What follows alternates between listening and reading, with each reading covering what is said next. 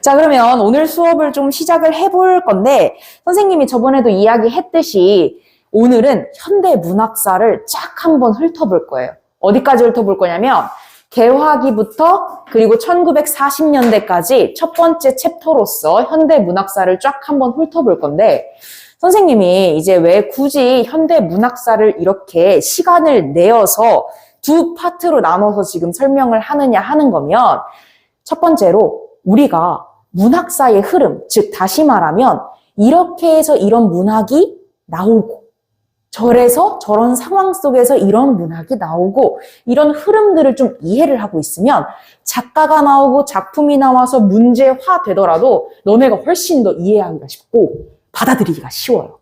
그리고 거기 올림포스에 나와 있는 거 보면 굉장히 이제 너네도 좀 뭔가 어려움을 느꼈을 건데 이게 왜 이렇게 이어지지? 이런 상황이 좀 있었을 수도 있고 아니면 더 나가서 좀 이거 그냥 외워야 되는 건가? 이런 생각이 들었을 수도 있어요. 그래서 이건 똑똑똑똑 떨어지는 게 아니라 대부분 어떻냐면 조금 다 붙어있고 좀 연관되어 있는 흐름으로 하나의 이야기로 좀 이야기를 해주려고 쌤이 오늘 이 시간을 만든 거니까 일단 여백, 그 종이, 이면지 하나 딱 펴고 그리고 선생님이랑 약간 이렇게 그려가면서 할 거거든? 이렇게 그려가면서 할 거기 때문에 좀 가로로 놓고 좀 큰 너네는 뒤집어서 선생님이랑 함께 보면 되고 그렇지 너도 뒤집어서 한번 해보면 될 것 같습니다. 자 그러면 이제 뭐부터 들어갈 거냐면 바로 내용부터 냅다 들어가는 게 아니라 우리가 이 문학사를 이해하기 위해서 현대 문학의 시작점 즉 근대에는 어떤 특징이 있나부터 좀 얘기를 해볼까 해. 자, 근대를 이야기하기 위해서는 약간 두 가지가 있는데요. 근대 이전과 근대 이후의 지식을 가지고 있는 사람의 특징에 대해서 좀 얘기를 해보고자 해. 이것부터 필기를 하면서 좀 따라올까? 자, 보면 근대 이전에는 지식이라는 것은 무엇이냐면 특정인에게만 얻을 수 있는 것이었어. 자, 그럼 질문이야. 왜 근대 이전에는 이 지식이 특정인에게만 갈 수 있었을까? 왜일까?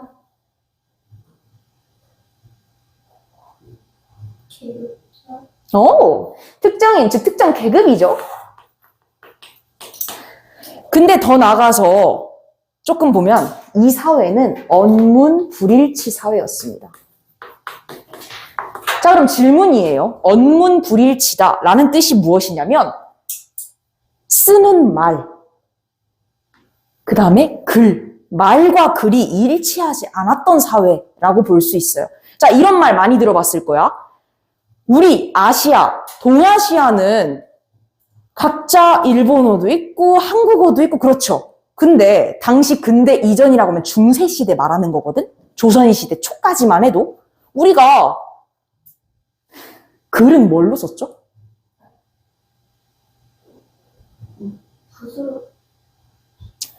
한자를 많이 사용했죠. 자, 한자를 많이 사용했는데 한자를 많이 사용하다 보니까 조선어는 있어도 글은 다 한자로 되어 있고 좀 더 지식을 얻기 위해서 책을 읽더라도 논어 또는 맹자의 책 아니면 그런 것들이 다 뭘로 되어 있어? 한자로 되어 있잖아요. 그러다 보니까 언문, 이 불일치한 사회 속에서 어떤 얘기가 나오냐면 아시아는 한자의 문화권이야.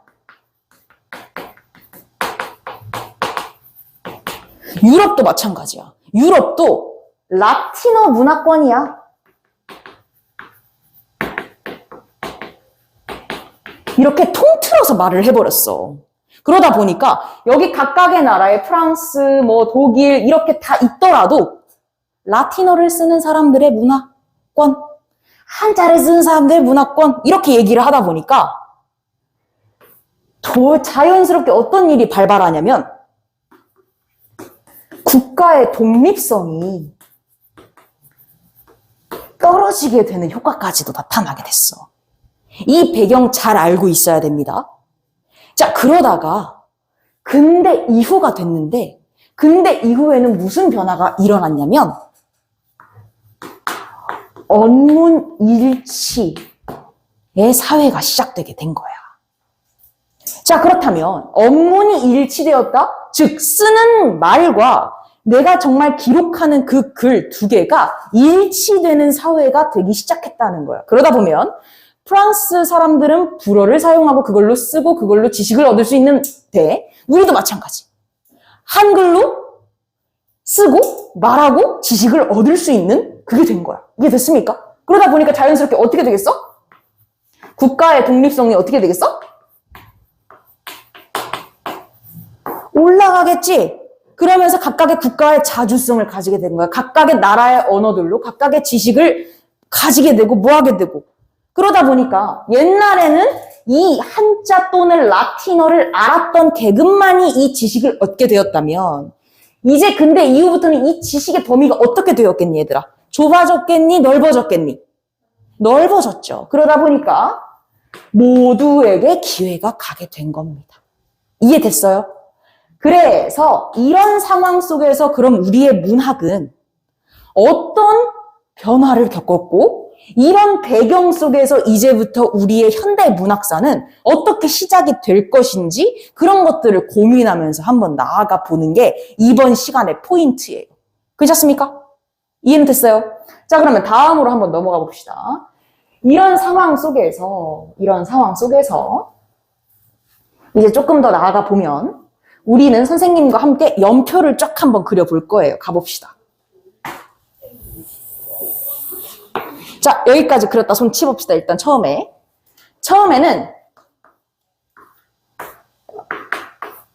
계몽, 즉 개화기라고 해서 1890년대부터 시작할 거예요.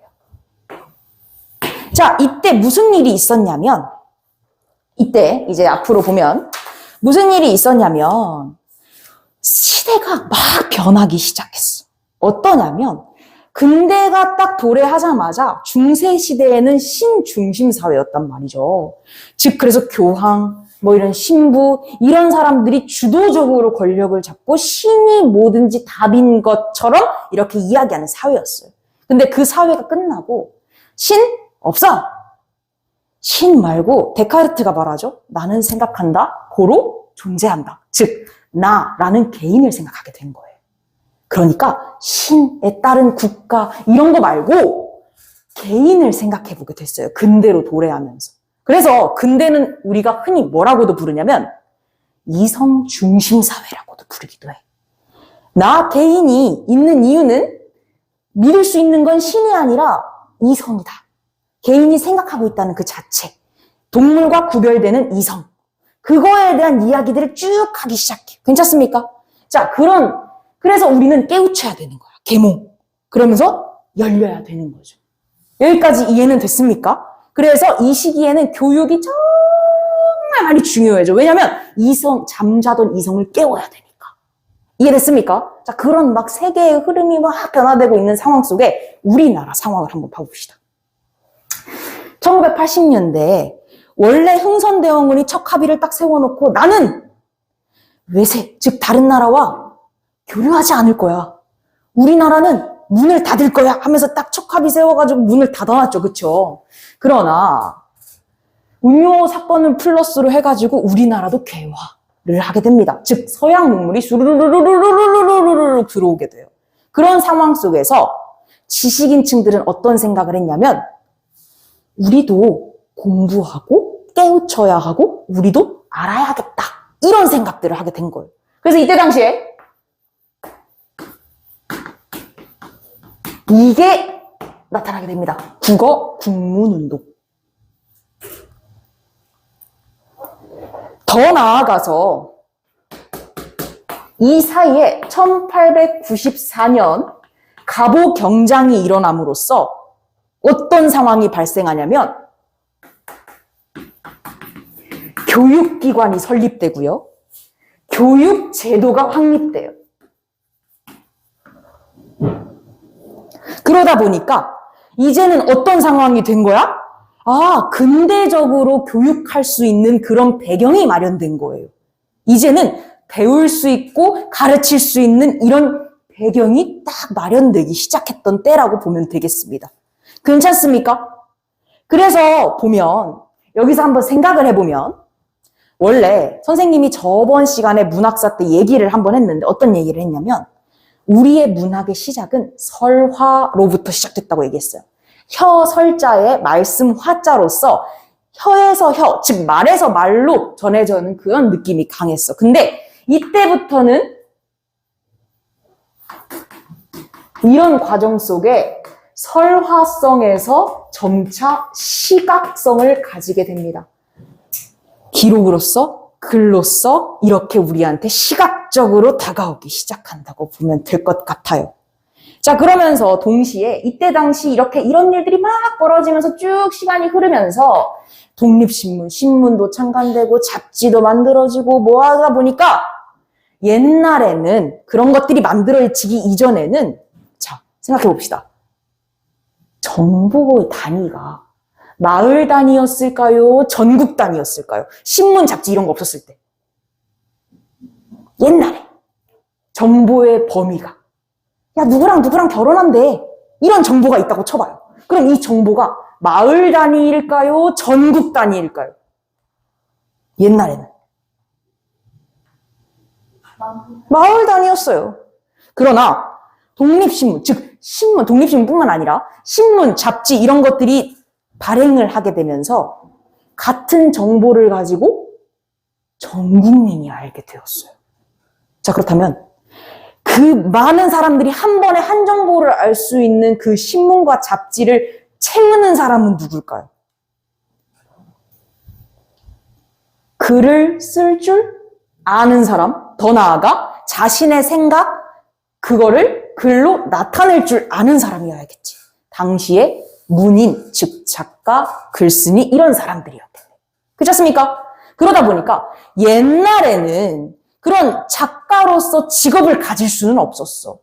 그것 가지고 먹고 살기가 힘들었거든. 그러나 이런 배경들이 쫙 만들어지고 신문이 발행되고 잡지가 발행되고 하면서 그 안에 채울 수 있는 내용을 작가가 맡게 되면서 동시에 더 나아가 그런 작가가 맡아서 글을 썼어. 근데 자기의 글과 자기의 정보가 전국으로 퍼져. 그러다 보니까 사람들이 많이 보게 되고 인기도 끌게 돼. 그러니까 전문적으로 뭐가 생기기 시작해? 즉 문필업이라는 게 생기기 시작해요. 직접적으로 직업이 만들어지게 되는 거예요. 그러다 보니까 글을 쓰는 사람들이 훨씬 더 중요하게 되는 시작이 되는 이런 배경이 있었다. 여기까지 괜찮습니까? 이해는 돼요? 지금 뭔가 우리 현대문학사가 막 대두되고 시작되기 전에 어떤 배경으로서 그런 작가들 그리고 이런 문학들이 지금 어떤 배경을 가지고 있나 이 부분부터 지금 선생님이랑 하나하나 밟고 있다고 생각하시면 될 것 같아요. 조금 더 가봅시다. 그러다가 1905년에 혹시 무슨 일이 있는지 여러분 아시나요? 1905년에 을사조약이 체결됩니다. 즉 이때부터 본격적인 일본의 식민 통치가 도래하게 돼요. 그러다 보니 1910년대 무단 통치 시기가 발발하게 됩니다. 무단 통치요. 자, 이런 상황 속에서 식민 지배를 받는 상황 속에서 무단 통치를 하다 보니까 개인적으로 문학이라는 것이 많이 대두되지는 못했어요. 신문이 있고 잡지가 있다 손 치더라도 일제가 그 부분은 무단 통치 이름에 걸맞게 많이 억압도 하고 막 제재도 하고 그랬었어. 그런 상황 속에서도 이 문학사는 어떤 변화가 있었냐? 우리 번호를 매기면서 하나씩 써볼까요? 첫 번째.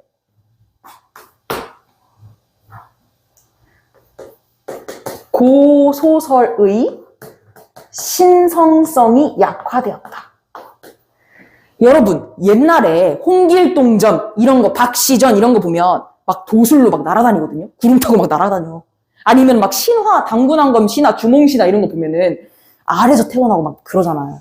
그런 것들이 점점점 없어지기 시작해. 조금 더 현실화되기 시작해. 그리고 두 번째, 신소설이라는 게 등장하게 됩니다.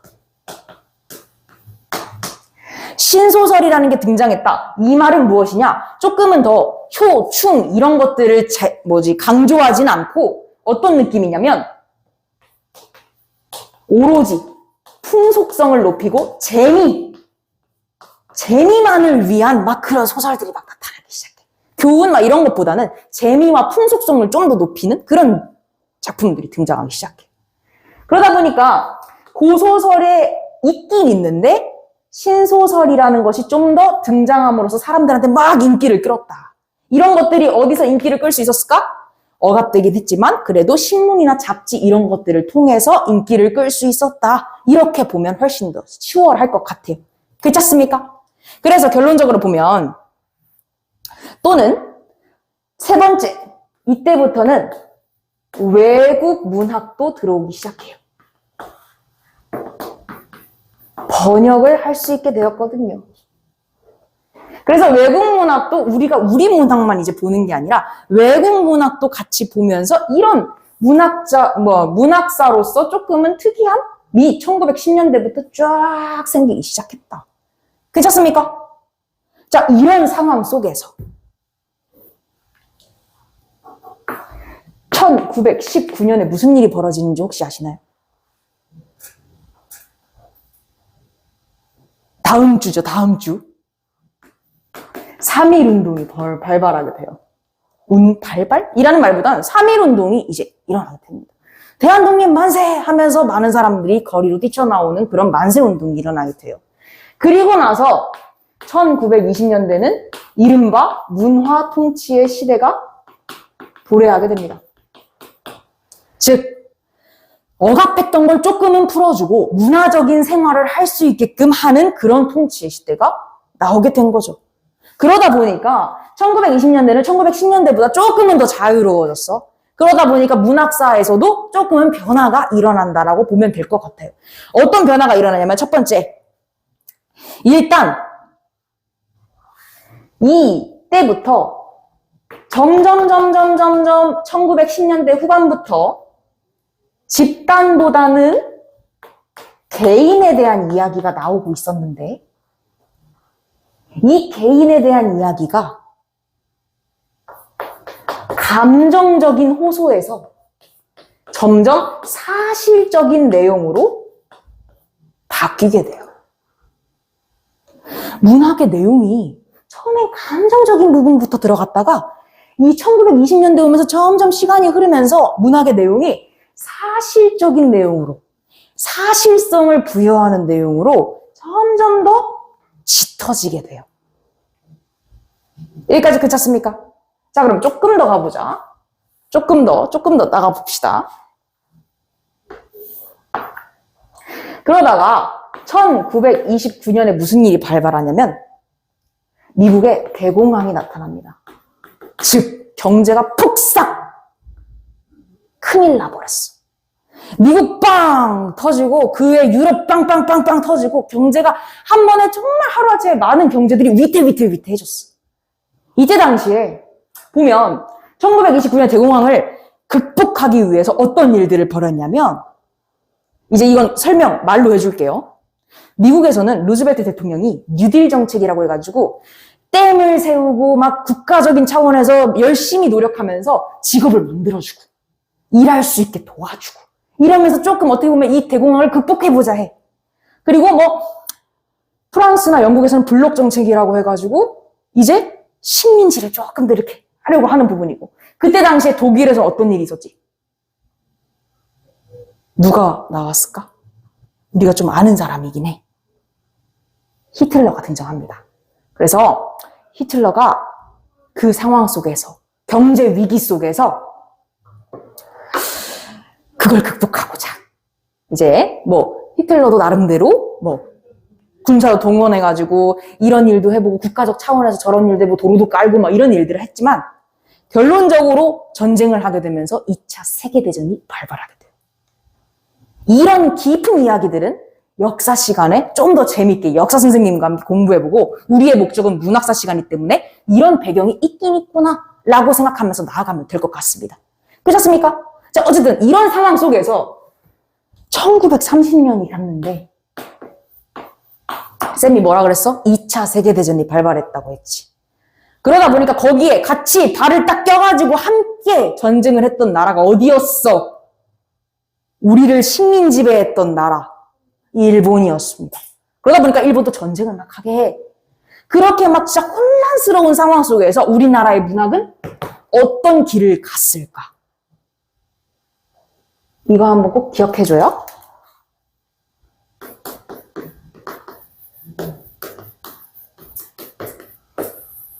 모더니즘 소설이, 모더니즘 시가 나타나게 됩니다.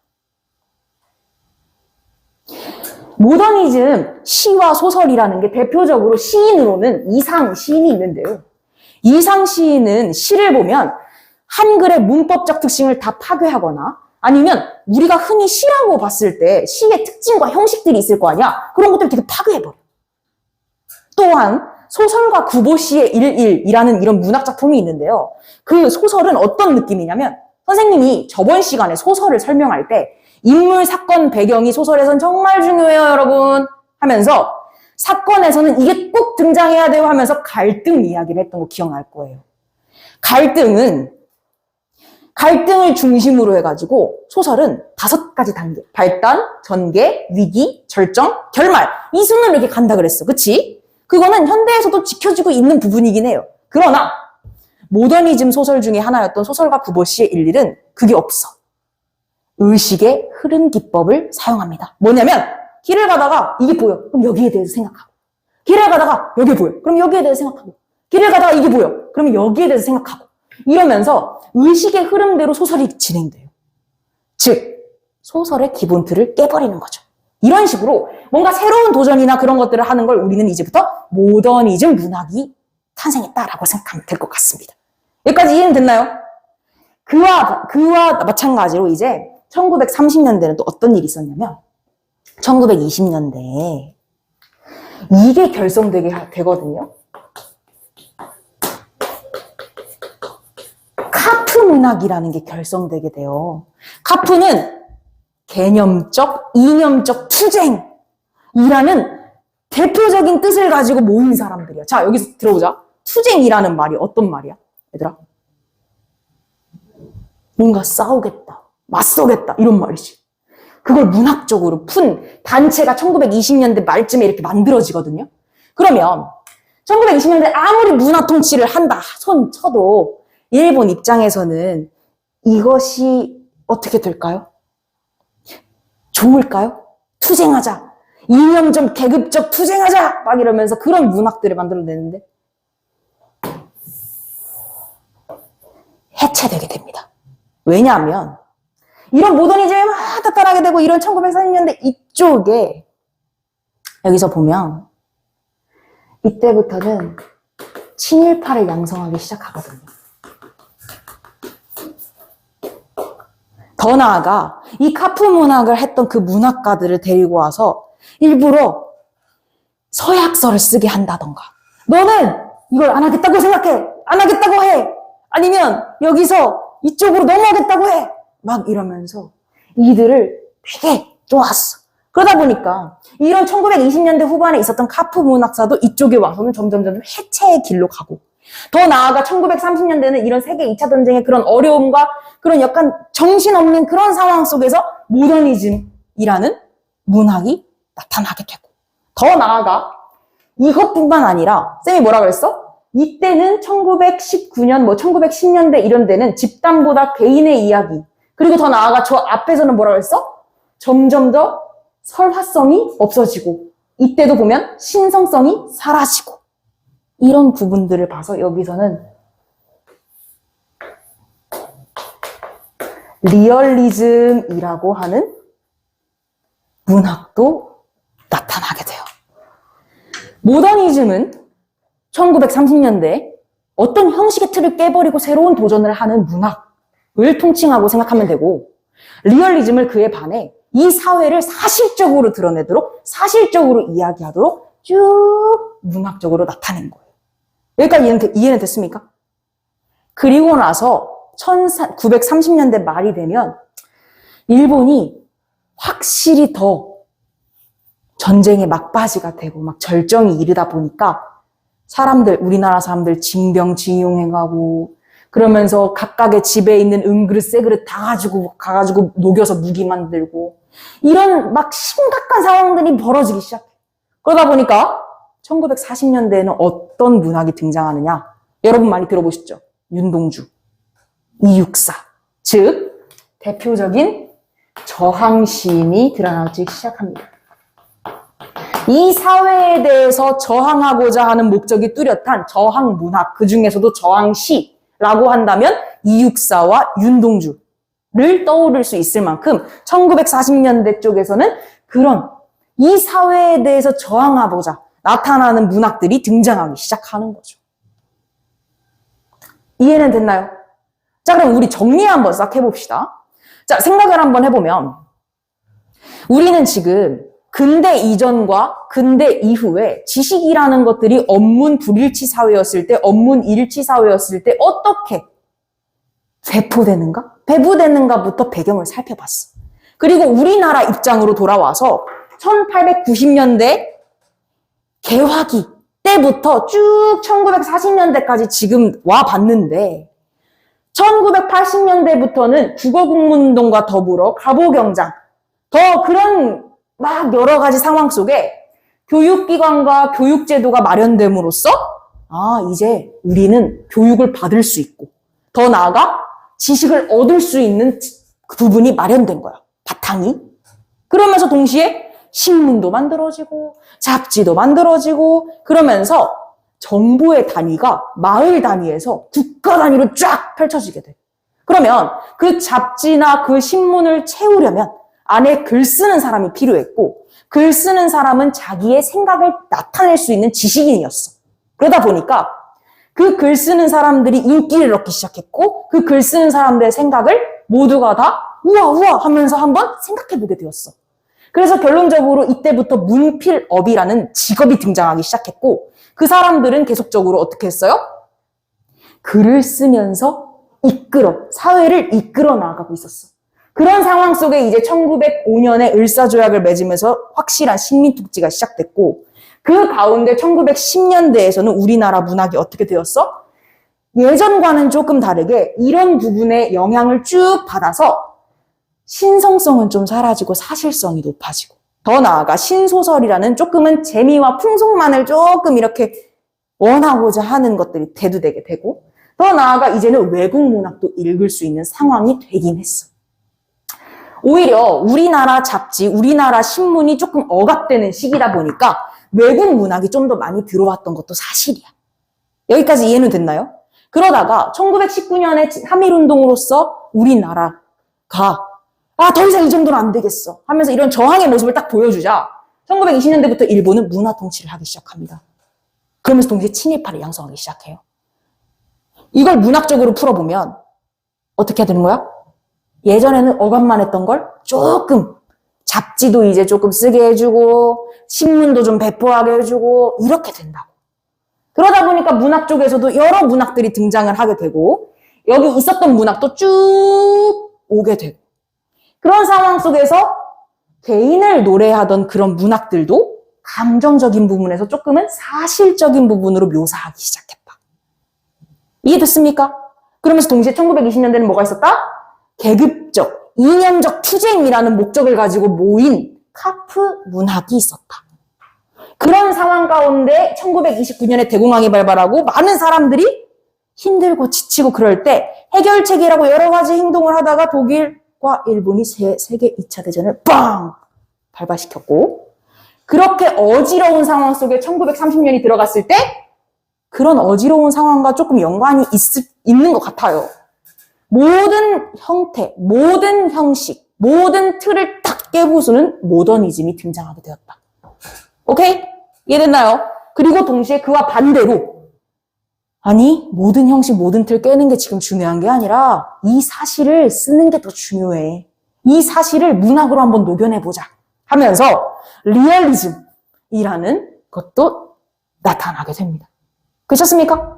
이런 상황 속에서 이게 또 쭉 이어지다가 1940년대로 들어서면서 이제 정말 조선을 향해서 징병, 징용, 그리고 많은 사람들이 끌려가고 좀 억울한 일 당하고 그러면서 막 대동아 공영권이라고 하면서 창씨개명 시키고 막 이렇게 하다 보니까 그 사회 속에서 조금은 이제 이건 아니다 하면서 저항을 문학적으로 대놓고 나타내는 그런 저항 시들이 나타나기 시작했고, 그런 저항 문학들의 대표주자는 윤동주, 이육사 이런 시인들이 우리에게 남아있게 된 거예요.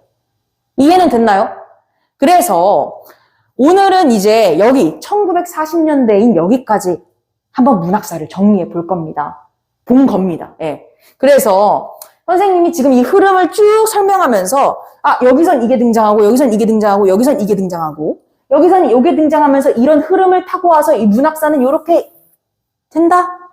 라고 하는 부분들을 쭉 설명했는데, 이런 흐름들을 가지고 그래서 이렇게 됐고, 그래서 이렇게 됐고, 그래서 이렇게 이런 상황 속에서 이렇게 이루어졌구나 라고 생각하면서 숙제를 해오시면 훨씬 더 효과가 좋을 거라고 생각해요. 그래서 51페이지까지 문제를 풀어오는데 50페이지에 있는 첫 번째 시, 김소월 있습니다. 김소월 시인의 진달래꽃이 있는데요. 그 진달래꽃에 옆에다가 민요시라고 좀 적어놔주세요. 쌤이 왜 그걸 꼭 적어달라고 하냐면, 여기 보시면 선생님이 막 신소설도 등장하고요, 외국 문학 번역도 나오고요, 더 나가서 뭐 카프 문학도 있고요, 모더니즘 문학도 있고요, 리얼리즘 문학도 있어요 하면서 막 여러 가지 설명했잖아. 그럼에도 불구하고 예전의 우리 것, 즉 민요의 형태를 그대로 살려서 문학으로 남겨놓은 사람도 있었다고. 그게 바로 누구야?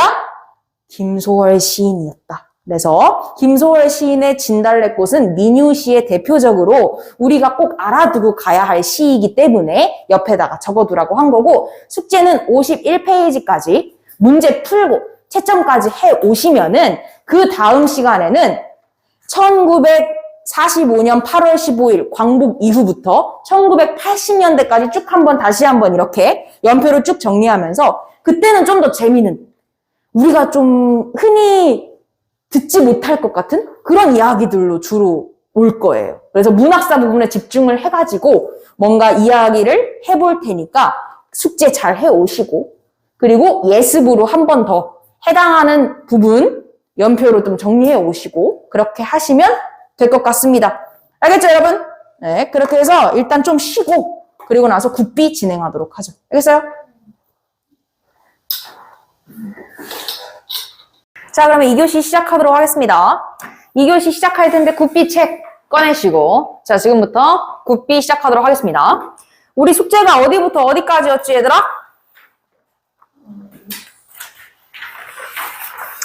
56페이지부터 65페이지까지였습니다. 오늘은 조금 순서를 바꿔서 수업을 좀 진행을 하고, 수업 진행 후에 그리고 숙제 검사를 한번 하도록 하겠습니다. 알았죠, 여러분? 일단 수업 먼저 진행을 하고 수업 진행 후에 그 다음에 이제 숙제 검사를 1대1로 개별적으로 보도록 하겠습니다. 알겠죠? 자, 그러면 한번 진행을 해보도록 할 텐데, 우리 일단 여기 이 빨간색 페이지 있는 곳에 먼저 펴보도록 합시다. 네, 바로 거기. 여기.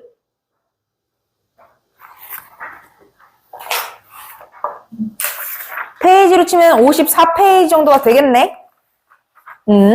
자, 거기에 뭐라고 써 있는지 보면 추론적 독해라고 합니다. 우리가 앞서서 계속 봤던 건 사실적 독해, 그래서 막 정보의 확인, 핵심 정보 및 주제 파악하기, 글의 구조적 특징 이해, 이런 것들을 바탕으로 우리가 좀 사실적으로 써 있는 내용을 가지고 제대로 확인해보는 독해의 연습을 계속했어. 그래서 선생님이 항상 뭐라고 그랬지? 얘들아, 너네한테 항상 얘기할 때 그랬잖아. 모든 문단, 즉 모든 지문에는 여러 덩어리들로 이루어져 있는데, 이 덩어리를 문단이라고 부르고, 이 문단 한 덩어리마다 꼭 중심 문장, 중요한 문장을 씀으로써 이 문장을 해석하면 문단의 역할이 나온다. 이 각 역할, 1번, 2번, 3번이 모여서 총 지문의 주제를 파악할 수 있다. 이것을 연습하는 게 바로 우리가 사실적 독해에서 꾸준히 약 한 달 넘게 배웠던 내용이었습니다. 그렇죠? 자, 그럼 이제는 여기에서 넘어서 이제 어떤 내용을 배울 거냐면 추론적 독해에 대한 내용을 배울 거예요. 추론적 독해, 말 그대로 지문에 그대로 나와 있다, 나와 있지 않다? 나와 있지 않다. 그럼 우리는 지문에 나와 있는 것을 토대로 봤을 때 어떻게 해야 된다? 그 내용을 추론해낼 수 있어야 된다. 지문에 나와 있지 않지만 그 지문에 나와 있지 않은 내용을 앞뒤 내용을 생각해 보면서 추론해 볼 수 있어야 된다. 라고 생각하면 됩니다. 자, 그럼 조금 더 쉽게 쌤이 이야기를 해줄게. 자, 화제. 어떤 한 화제가 있습니다. 네모라는 화제가 있는데 이 네모라는 화제는 A로 생각할 수도 있고 B로 생각할 수도 있고 C로 생각할 수도 있고 D로 생각할 수도 있다고 쳐보죠. 그랬을 때 나는 지금 갑이라는 사람이 쓴 한 글을 읽었어. 이 글의 내용은 요 네모 화제에 대한 내용입니다. 그래서 네 덩어리로 되어 있는 갑의 글을 읽으면서 각 문단별로 역할을 꺼내놔가지고 이 갑이라는 사람의 요 지문의 내용을 싹 이해를 해봤어. 여기까지 이해는 됐어? 근데 이 지문에는 나는 A야, 나는 B야, 나는 C야, 나는 D야 라고 대놓고 나와 있진 않아.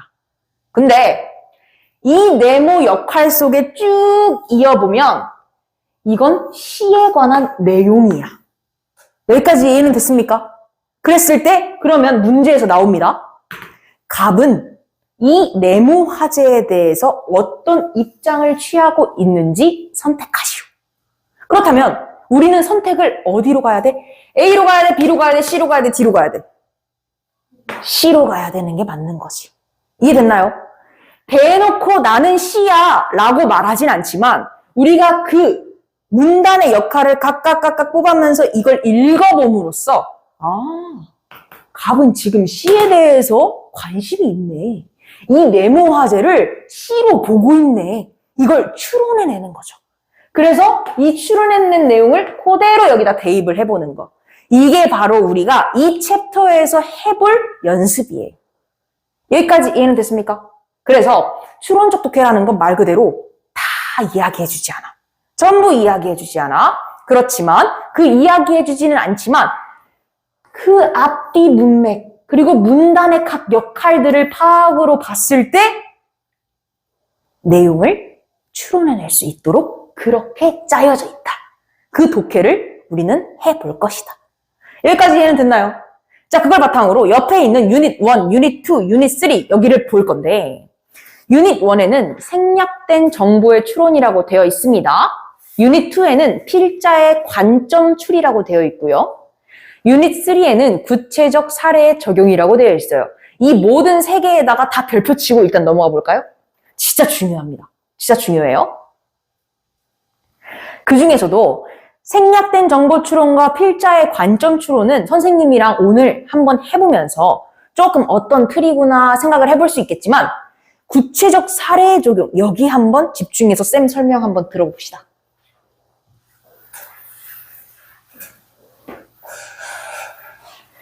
자, 선생님이 밑줄치기 연습할 때 이거 하라 그랬어. 각 문단에 분명히 중심 문장 하나 있을 것이다.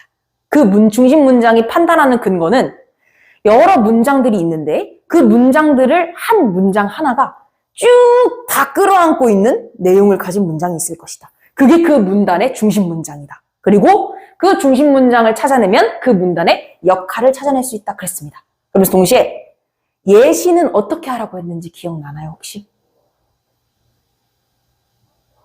예시는 가로를 치셔서 눈에 그렇게 띄지 않게끔 해달라고 했습니다. 그 이유는 뭐냐면, 자, 여기 가봅시다. 하나의 문단이 있다고 쳐보죠. 하나의 문단이 있어요. 여러 문장으로 막 이렇게 되어 있는 문단이 있다고 쳐보죠. 근데 이 문장 중에 처음부터 여기까지가 예시라고 쳐보죠. 그러면 선생님이 이걸 가로로 치라고 한 이유는 이 중에 이런 곳에 눈이 현혹되지 말고 내가 지금 찾고자 하는 문단의 중심 문장을 바로 이거구나 하고 찾을 수 있게끔 얘네를 안 보이도록 묶어달라고 했어. 왜냐면 내가 지금 A라는 거에 대해서 말을 하고 싶은데 이 A 개념이 너무 어려운 거야. 그래서 너네한테 이해를 돕기 위해서 계속적으로 이건 이거고요, 요건 요거고요, 요건 요거예요 하면서 뒷받침해주는 내용이기 때문에 뼈대라고 할 수는 없어요. 이해됐습니까? 그럼 이거의 형태는 이렇게 되어 있겠네.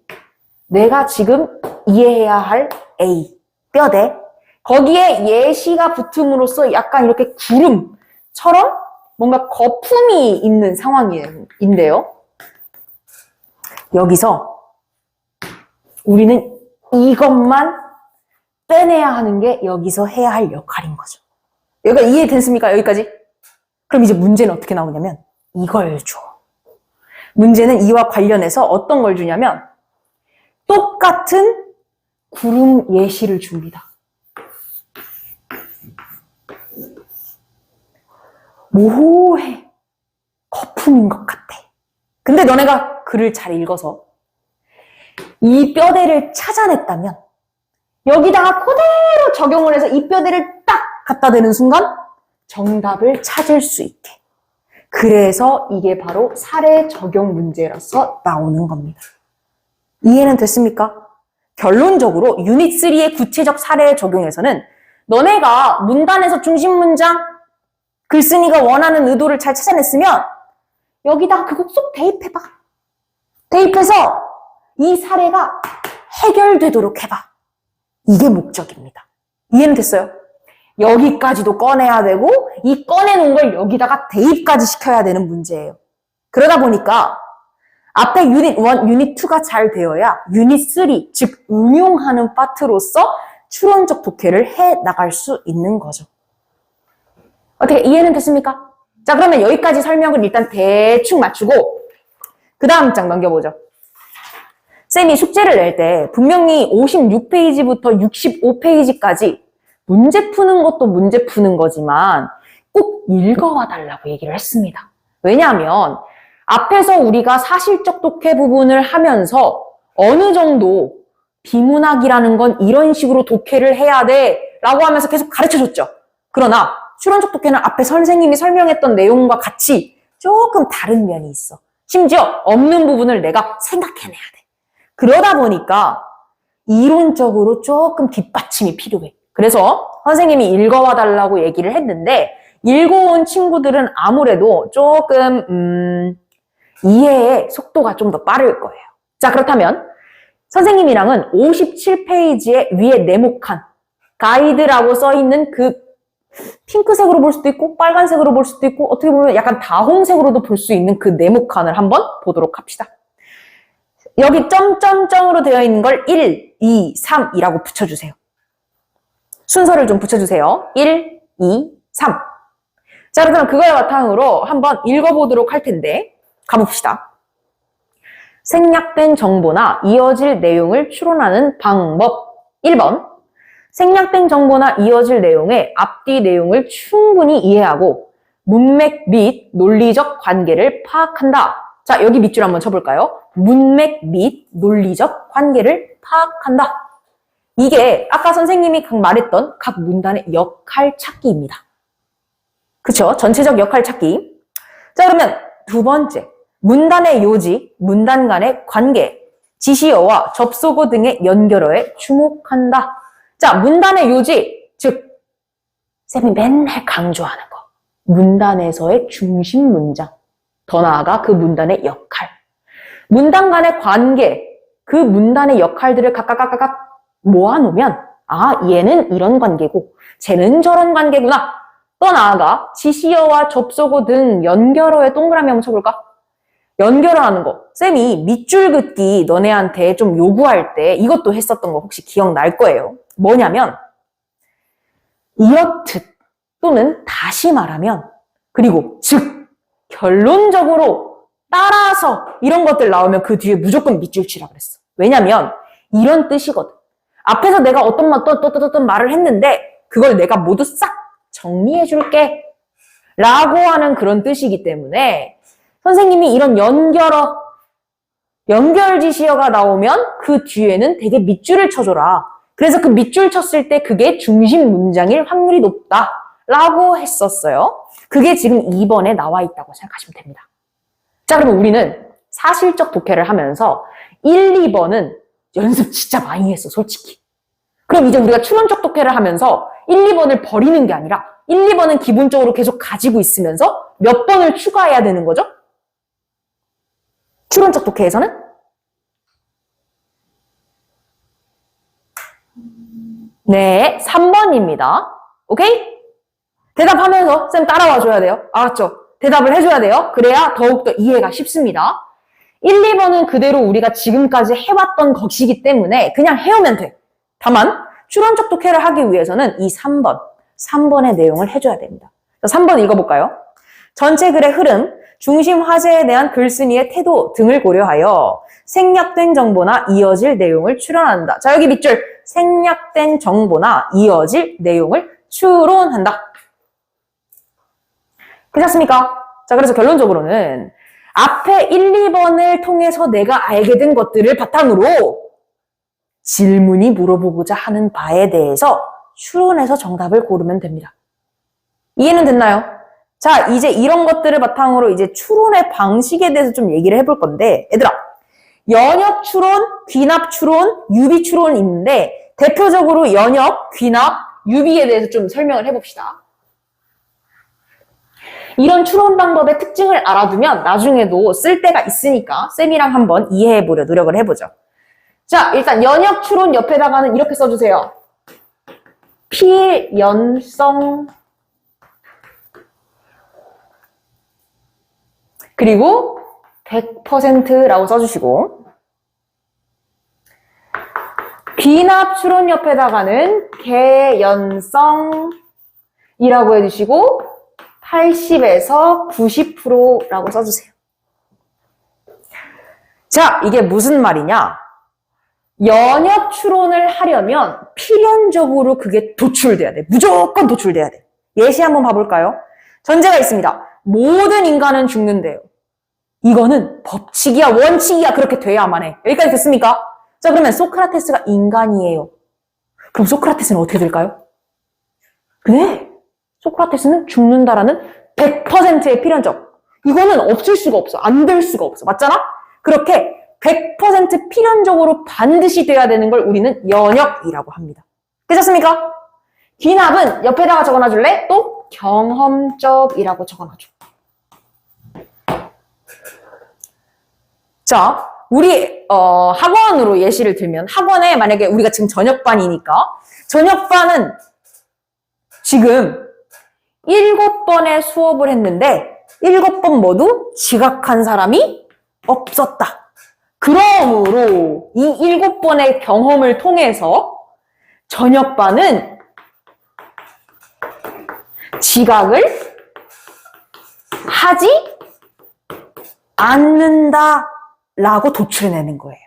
이해됐습니까?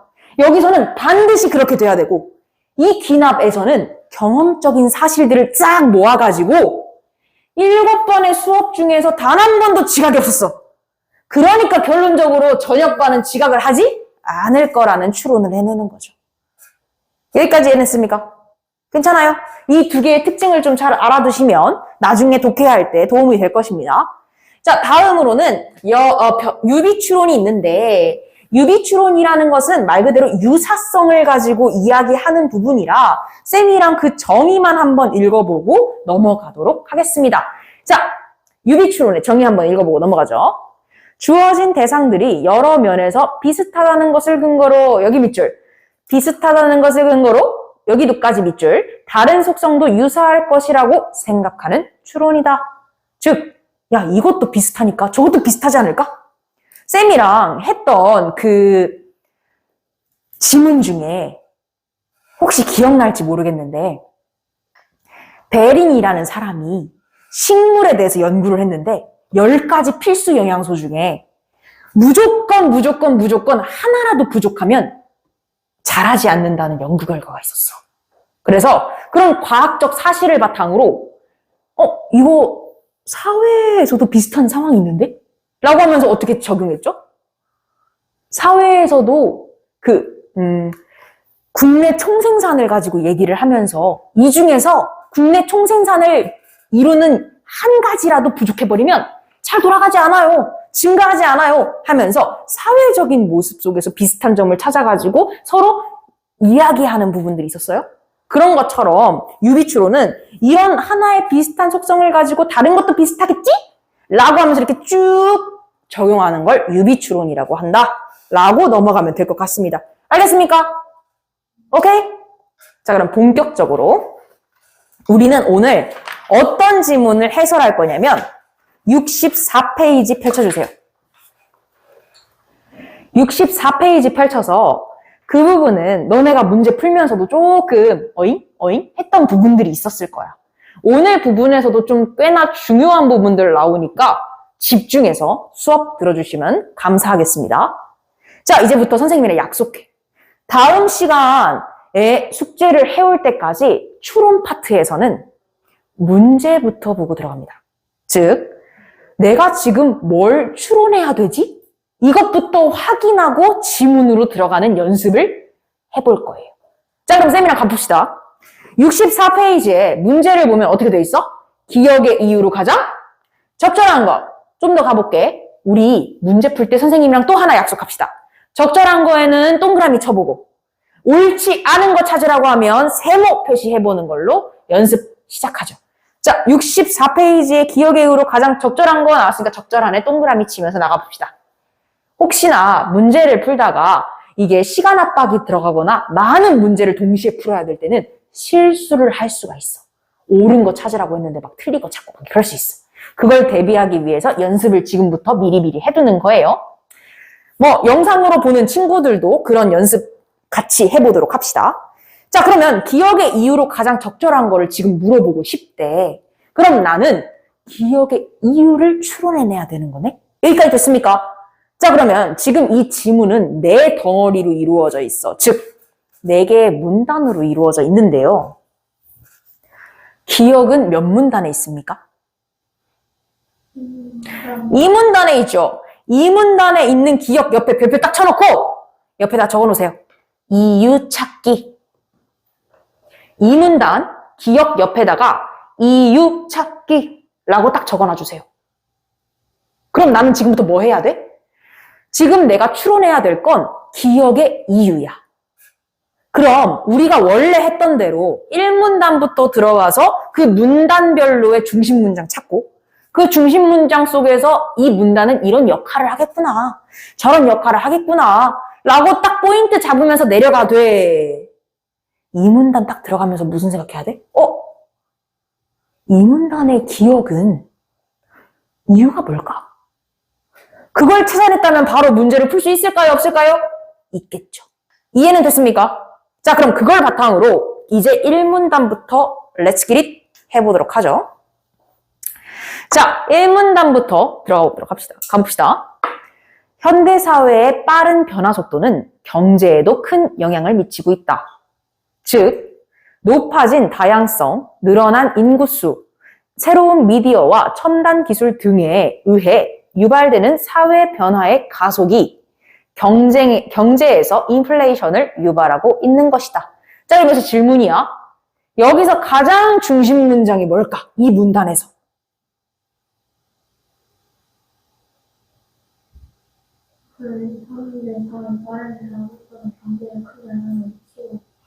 오케이, 정답. 거기 밑줄 쳐볼까요?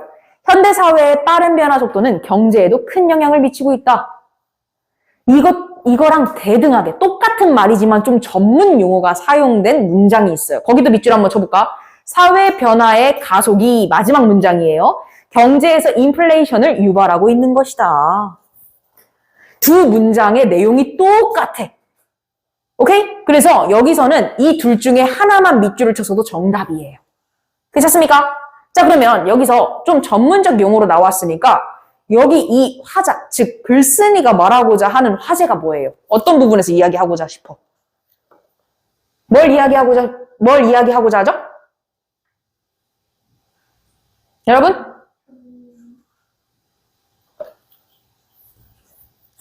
일문단에 뭘 이야기하고자 하지?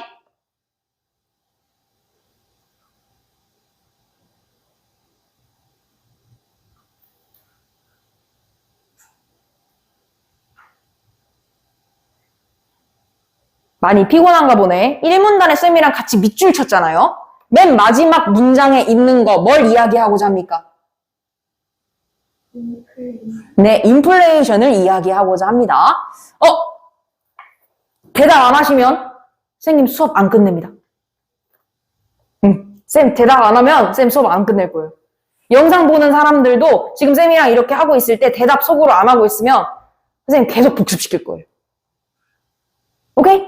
대답 빨리 하고 여기서 집중하는 순간 더욱더 시간은 빠르게 흘러가고 그리고 수업도 빨리 끝납니다. 알겠죠? 자, 그러면 다시 한번 집중하면서 나가보면 1문단에서 화자가 글쓴이가 하고 싶은 말은 인플레이션이 유발된다는 거야. 뭐 때문에? 사회 변화의 가속기. 가속이라는 건 빠르게 변하는 사회 변화 때문에. 알겠습니까? 자, 그렇다면 인플레이션이라는 게 뭔지 밑에 정의가 나와 있어. 정의 부분도 한번 놓고 갑시다. 통화량이 많아져 화폐 가치가 떨어지고 물가가 계속 올라 일반 대중의 실질적인 소득이 감소하는 현상. 자, 선생님 잠깐 볼까? 선생님이랑 얘기를 좀 해보자. 자, 지금 1,000원을 가지고 편의점을 가면 뭘 살 수 있죠?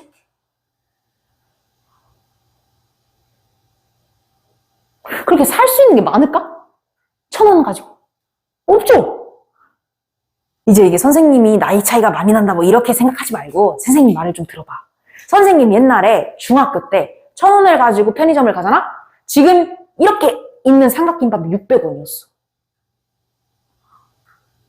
육개장이 550원인가 450원인가 그랬어요.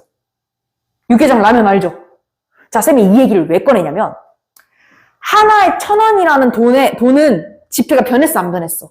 안 변했거든. 1,000원이라는 건 변하지 않았어. 근데 이 1,000원을 가지고 물물 교환할 수 있는 거. 그러니 내가 1,000원을 내고 받을 수 있는 물건이 적어지면 화폐 가치가 떨어진 거야. 이해됐어? 왜? 물가가 올라가서 그 돈으로는 살 수 없는 거거든. 동일한 물건이라도. 이해됐어? 근데 내가 1,000원을 가지고 왔는데 이거랑 바꿀 수 있는 동일한 건데 바꿀 수 있는 게 되게 많아. 그럼 뭐가 된 거야? 화폐의 가치가 상승한 거야. 그래서 그만큼 1,000원이라도 5개의 물품을 살 수 있는 거야. 이해됐습니까? 똑같은 건데 1,000원에 3개를 살 수 있느냐? 똑같은 건데 1,000원에 5개를 살 수 있느냐? 즉 화폐의 가치가 떨어지면 1,000원에 3개밖에 못 사는 거고 화폐의 가치가 높아지면 1,000원에 5개나 살 수 있는 거야. 이해됐습니까? 그러면서 동시에 화폐의 가치가 떨어지면 3개밖에 못 산다는 소리는 뭔 말이야? 물가가 상승해가지고 비싸졌다는 얘기잖아. 말 그래? 괜찮아? 그런 관계성을 생각해보고 보면 인플레이션이라는 건 뭐야? 화폐의 가치가 떨어져. 즉 동일한 양의 화폐를 가지고 가도 살 수 있는 게 적다는 뜻이에요. 왜? 화폐의 가치가 떨어져서. 뭔 말이야? 즉 물가가 상승해버렸다는 얘기예요. 이해됐습니까? 그런 경제적인 용어라고 생각하시면 이해가 더 쉬울 것 같아요. 그럼 그걸 바탕으로 이제 1문단에서는 글쓴이가 이야기하고 싶은 화제를 뚝 던졌어. 나는 지금부터 뭐 할 거다? 인플레이션에 대해서 설명할 거다. 인플레이션에 관심이 있다. 자, 그러면 그런 인플레이션을 어떻게 이야기하고 있는지 우리는 지금 2문단을 딱 들어갈 건데 2문단 들어가기 전에 해야 할 생각이 뭐야? 여기서 집중해야겠다. 왜? 문제에서 뭐 물어봤습니까? 기억의 이유 물어봤으니까. 근데 기억의 이유를 추론해라고 했는데 기억이 지금 어디 있어? 2문단에 있으니까. 가봅시다. 인플레이션은 한 사회에서 구매 가능한 제품이나 서비스의 증가 속도보다 화폐의 공급 속도가 더 빨라질 때 발생한다. 근데 나 궁금해. 질문 하나 할게. 인플레이션은 뭐뭐 할 때 발생한다. 이렇게 되어 있거든. 지금 그치? 인플레이션은 뭐뭐 할 때 발생한다. 이렇게 지금 구조가 되어 있거든. 문장이. 그치? 그럼 질문이야. 그 뭐뭐 할 때에 해당하는 그 뭐뭐가 인플레이션의 정의일까? 아니면 인플레이션의 원인일까? 뭘까요? 개념 정의일까? 아니면은 원인일까? 뭐뭐 할 때 발생한대. 그렇지! 옆에다 써놔, 원인. 인플레이션은 이럴 때 발생해. 그러니까 이럴 때가 원인이 되겠네. 괜찮습니까? 그래서 이런 식으로 문장에서 역할을 보려면 서술어하고 그 주어의 관계가 어떤지 보면 확실히 잘 보여. 이해됐나요? 그랬으면 지금 원인이 그럼 뭐라고 되어 있어, 얘들아? 공급 속도, 뭐? 화폐의 공급 속도가 제품이나 서비스의 증가 속도보다 훨씬 더 빨라질 때 그게 원인이라는 거야. 인플레이션의 원인. 여기까지 됐습니까? 그게 왜 원인이냐면 결과가 나오네. 뭐라고 나오냐면 결과가 이렇게 되면 화폐 공급량은 풍부하지만 제품이나 서비스의 공급량은 부족하기 때문에 여기 밑줄 쳐볼까? 제품이나 서비스의 가격이 계속 상승하는 인플레이션이 발생한다. 아, 그래서 이게 원인이구나. 화폐의 공급 속도가 제품이나 서비스의 증가 속도보다 더 빨라지면은 결론적으로 제품이나 서비스의 가격이 상승하니까 그래서 이게 인플레이션의 원인이구나 라는 걸 알 수 있는 거예요. 여기까지 이해됐습니까? 자, 그럼 이제부터 대망의 기억이 들어가. 자, 눈 똑바로 뜨고 지금부터 선생님이랑 한번 읽어봅시다. 자, 가보자. 이에 덧붙여 경제학자들은 경제 주체들 사이에서의 빨라진 화폐 순환 속도도 인플레이션을 유발하는 핵심 요인이라고 말한다. 자, 여기 조사 도에 동그라미 한번 쳐봅시다. 순환 속도도 할 때 도에 동그라미 쳐보자요. 선생님 잠깐 봐볼까? 자, 선생님이 지금 예시를 2가지 들 거야. 문장 2가지를 얘기할 거야. 가봅시다. 아이니는 국어만 잘해. 하나. 아이니는 국어도 잘해. 2개. 자, 그럼 첫 번째 문장에서 아이니는 국어만 잘해라면 의미가 뭐야? 그거 하나만. 국어 하나만 잘하고 나머지는 못한다는 소리죠. 근데 2번째 문장에서 아이는 국어도 잘해 라고 했을 때 국어도라고 말하면 그건 의미가 뭐야? 다른 거. 국어뿐만 아니라 다른 것도 다 잘한다는 얘기지. 그럼 여기서도 봐봐. 선생님이 지금 첫 번째 원인으로 화폐의 공급 속도가 제품과 서비스의 증가 속도보다 더 빠를 때가 원인이라고 지금 말했지. 근데 기억에서 뭐라고 해? 야야야야, 실은 화폐 순환 속도도 원인이야 말하고 있지? 그럼 화폐 순환 속도 옆에다가 뭐라고 쳐야겠까? 원인? 이라고 딱 쳐놔야겠네. 그러면 여기서 우리가 질문에서 물어본 게 있었어. 그럼 왜 화폐 순환 속도를 원인이라고 봤을까? 어떤 이유 때문에? 그걸 찾아내면 이제 바로 문제 풀리는 거지. 자, 그럼 그 뒤에를 한번 가보자.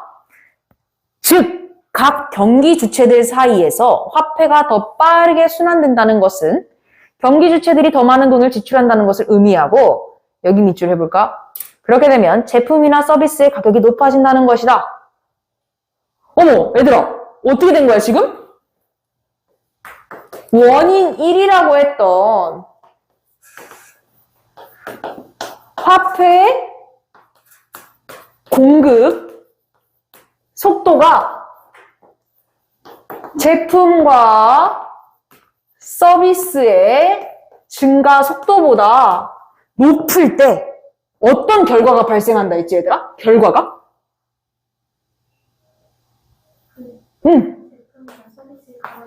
나이스! 제품이나 서비스의 가격이 높아지기 때문에 이런 결과가 이뤄지기 때문에 얘를 인플레이션의 원인으로 봤거든. 이해됐습니까?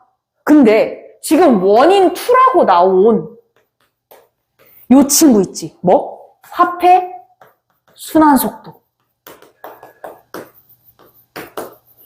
그러면 얘도 왜 원인이라고 봤는지 해가지고 그 결과를 보니까 결과가 어떻대?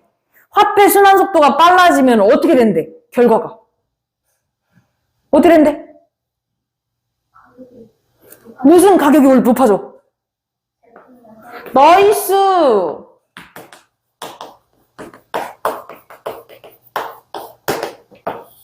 잠깐만. 그럼 이렇게 놓고 보면 무슨 일이 발생해? 아니.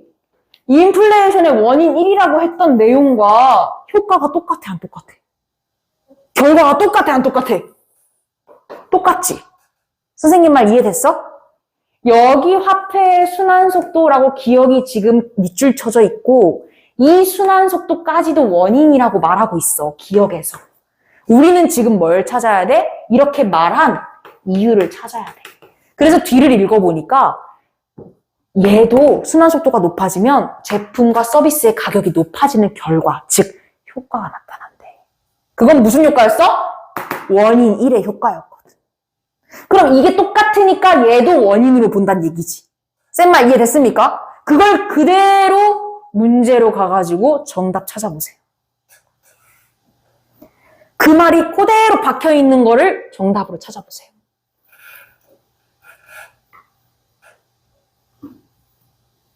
(5번) 화폐의 순환속도가 빨라지는 것은 화폐 공급량이 증가하는 것과 같은 효과를 주기 때문이다. 여기 밑줄.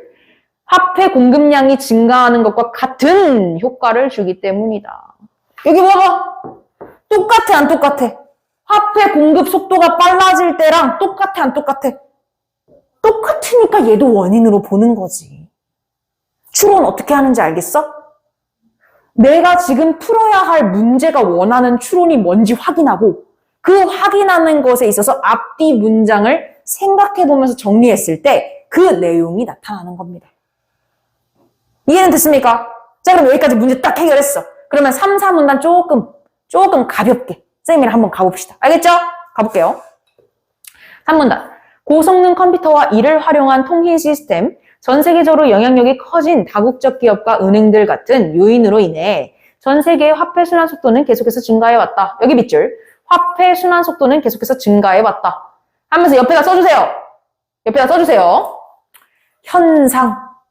그냥 상황. 여기서는 뭐 글쓴이가 말하고 싶은 거 그런 거 없어. 그냥 이런 상황이래. 그냥 사실만 말해준 거죠. 그쵸? 다음 4문단. 화폐의 순환 속도를 높이는 사회적 요인도 있다. 사회가 매우 빠른 속도로 변화하면 해당 사회에 속해 있는 사람들 역시 사회의 변화에 맞추어 변해야 한다. 사회의 변화가 빨라질수록 사회의 구성원들은 더 자주 이사를 다닐 것이고 일을 그만두었다가 재취업하는 주기도 짧아질 것이다. 이와 같은 일이 일어나는 속도에도 가속이 붙을 것이다. 대부분의 사람들은 안정적인 상태에 머무를 때보다 변화의 시기에 더 많은 돈을 쓰게 된다. 결국 사회의 변화 속도가 빠를수록 사회 구성원의 변화 속도 역시 빨라지고 이는 그대로 화폐 순환 속도의 폭발적인 증가로 이어져 인플레이션을 유발하게 된다. 얘들아, 뭔 말인지는 모르겠지만 4문단의 그럼 중심 문장이 뭘까? 지금 이렇게 정말 많은 문장들이 포진되어 있는데 이 문장들, 많은 문장들을 딱 하나로 싹 모을 수 있는 문장이 뭘까? 찾아보자. 4문단의 중심 문장 찾고 역할 찾고 정리해 보도록 합시다. 뭘까요?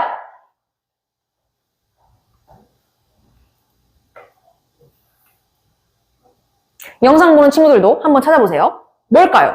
4문단. 4문단의 중심 문장은 과연 무엇일까요?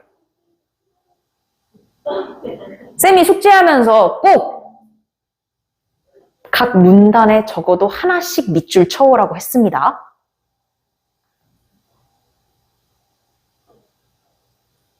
뭘까요?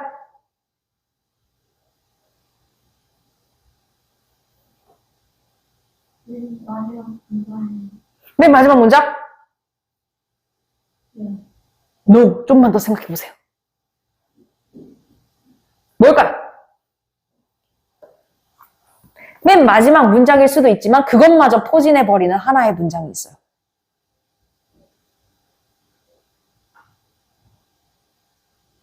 뭘까요, 여러분?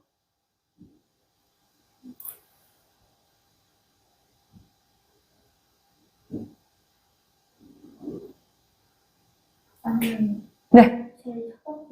정답! 제일 첫 번째 밑줄. 화폐의 순환 속도를 높이는 사회적 요인도 있다. 그럼 그 사회적 요인이 지금 어떻게 되어 있는 거야? 쫙 나열되어 있는 거죠. 왜? 화폐의 순환 속도를 높이는 거니까. 그래서 결론이 그렇게 나온 거예요. 쌤 말 이해됐습니까? 자, 그렇다면 우리 한번 쫙 정리해볼까? 지금까지의 이 내용들을 한번 쫙 정리해봅시다. 자, 정리를 해보면 1문단에서 지금 글쓴이가 이야기하고 싶은 뭐야? 사회의 변화 속도가 가속돼. 그래서 인플레이션이라는 게 발생한다고 생각하고 있어. 글쓴이가 말하고자 하는 바, 인플레이션. 자, 그러면 이 문단에서는 어떤 내용이 나오냐면 인플레이션의 원인이 나와. 첫 번째, 두 번째 원인이 나와요. 그럼 쉽게 앞에서 계속 설명 같이 했으니까 화폐 공급 속도에 대해서 원인이라고 이야기하고 그 다음은 화폐 순환 속도에 대해서 이야기해요. 이 두 개를 원인이라고 얘기를 하고 그 이유가 각 두 개에 나와. 뭐였지? 이유가? 결과가 즉 효과가 어떻게 나타나기 때문에? 어떻게 나타나기 때문에? 이 두 개 다 결과와 효과가 어떻게 나타나기 때문에? 같이 나타나. 어떤 내용이었죠? 어떤 내용으로 같은 거였지?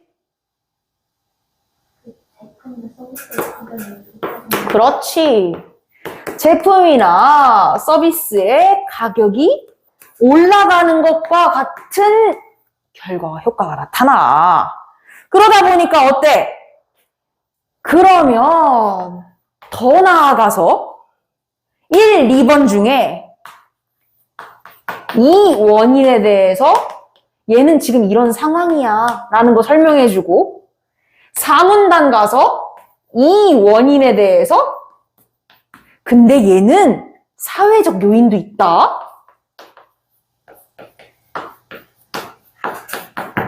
이걸 지금 딱 말해주고 있거든? 이게 전부예요. 쌤 말 이해됐습니까, 지금 여러분? 오케이? 자, 그럼 여기서 질문이야.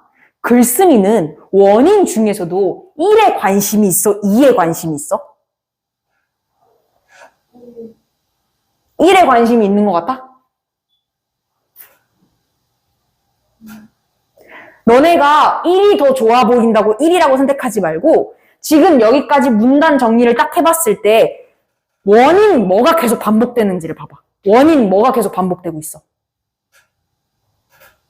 이 정리를 봐봐요. 여기 가봅시다. 무슨 원인이 반복되고 있어? 1번이야, 2번이야? 그래요. 화폐 순환 속도에 대해서 계속 이야기를 하고 있지 않습니까? 그렇다면 글쓴이는 화폐 순환 속도라는 원인 2에 대해서 더 관심이 많은 거죠. 그러니까 여기에다가 기억이라고 밑줄까지 쳐가지고 이유를 들어보라고 한 거고. 이해됐습니까? 그래서 우리가 지금 추론독해서 꼭 해야 될 게 뭐냐면 너네 다음 주 숙제할 때 꼭 생각해야 되는 부분인데 글쓴이가 어디에 관심이 있는지를 볼 줄 알아야 돼. 원인 1과 원인 2가 있는데 가장 하면 안 될 짓은 내가 원인 1이 너무 좋아 보여. 내가. 그래서 원인 1에 글쓴이도 관심이 많겠지? 하고 오해하는 걸 가장 하면 안 돼요. 이해됐습니까?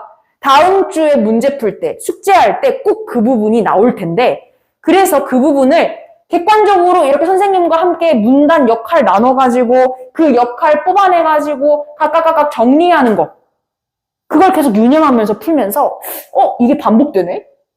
얘만 계속 말하네? 그러면 글쓴이는 여기에만 관심이 있나 보구나. 이렇게 딱 캐치할 줄 알아야 돼. 괜찮습니까?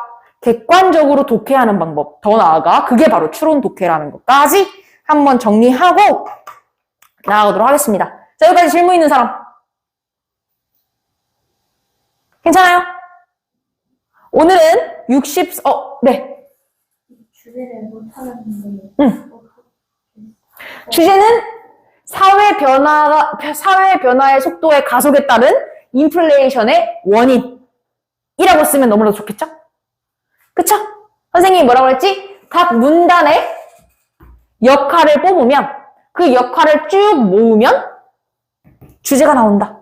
3문단과 4문단은 다 원인에 대한 추가적 설명이기 때문에 주제라고 따로따로 빼기는 좀 그렇고 사회 변화 속도 가속에 따른 인플레이션의 원인이라고 딱 하면 되겠네요. 괜찮습니까? 또 질문.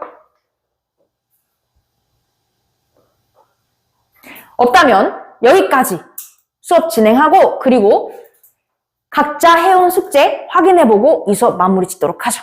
수고하셨습니다.